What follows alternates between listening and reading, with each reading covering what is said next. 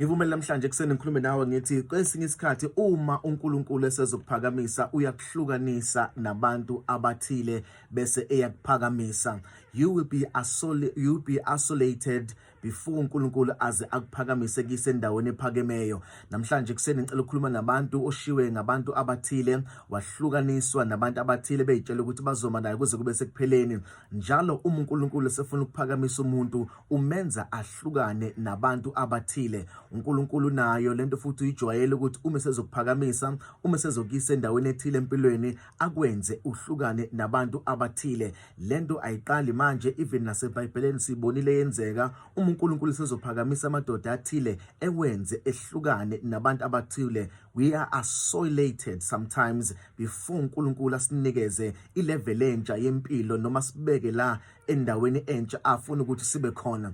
Ngesikhathi uDavide ezoba inkosi waqale wahlukana nabantu abathile, wangaspend isikhathi nabantu abathile, wahlala yedwa, waba yedwa sehlane. Ngesikhathi eyedwa ehlane uNkulunkulu wayemlungiselela ilevel entsha afuna ukuthi asebenze kuyona. Wahlala walusa izimve yedwa engenamuntu, engekho umuntu akamsizayo, engekho nanomuntu akam-advisayo, wayehleli eyedwa ngoba uNkulunkulu mase uzosiphakamisa uyasisusa asihlukanise nabantu abathile. Ingakho size sibuze uDavide eshihubo ethi ngiphakamisela amehlo ami ezintabeni, usizo lami luvelaphi? Ethi usizo lami luvela kuJehova. Ngoba kwakujwayelekile ukuthi uma usemncane ulusile uthi mawuphakamisa amehlo akho ubona abantu abadala kube yibona abazokusiza. Kodwa uDavide wayethi mayephakamisa amehlo akhe ingabikho umuntu akambonayo ezomsiza ngoba uNkulunkulu wayemhlukanisile nabantu abathile. Abanye abantu uNkulunkulu uyasihlukanisa nabo ngoba uyabona ukuthi ibona abazosibambezela ekutheni sifike la khona uNkulunkulu afuna sifike khona. Abanye abantu uNkulunkulu uyasihlukanisa nabo ngoba bebona ukuthi ngeke beze bekwazi ukubamba lento uNkulunkulu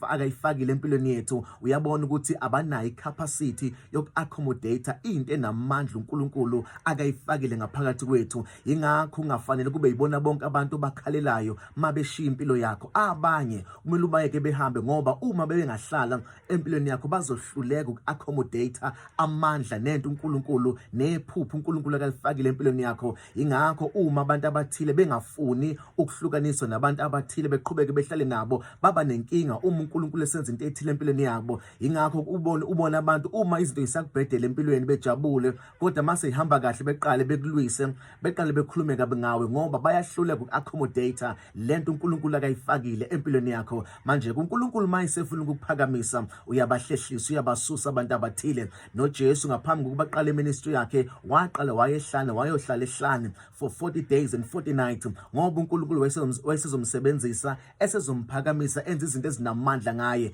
Njalo uma uNkulunkulu esezokusebenzisa, njalo uma uNkulunkulu esezokuphakamisa ukuhlukanisa nabantu abathile, ungalenzi iphutha lokulanda abantu uNkulunkulu akakuhlukanise nabo. Ngoba ukulanda abantu abathile uNkulunkulu akakuhlukanise nabo kwenza ukuthi kwesinye isikhathi ungawabona amandla kaNkulunkulu, ungalizwa nephimbo likaNkulunkulu. Mawulanda abantu uNkulunkulu akakususa kubona. Khona abantu ayoba nabo empilweni kodwa uhluleke ukubona izinto zenzeka empilweni yakho ngoba badraina izinto uNkulunkulu akayifakile kuwena.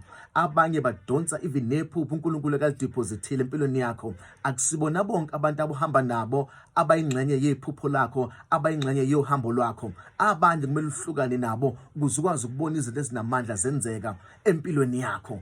Uma sizokuphakamisa uNkulunkulu, uma sizokwenza into enamandla uNkulunkulu empilweni yakho, uzovumela uhlukane nabantu abathile. Gama lami nguPhumlani ngwaNkwanyana sibonga. This is Mega Grace Hour on Vuma FM. You are blessed, you are favored, and you are set apart. Good morning, Mega Grace Nation.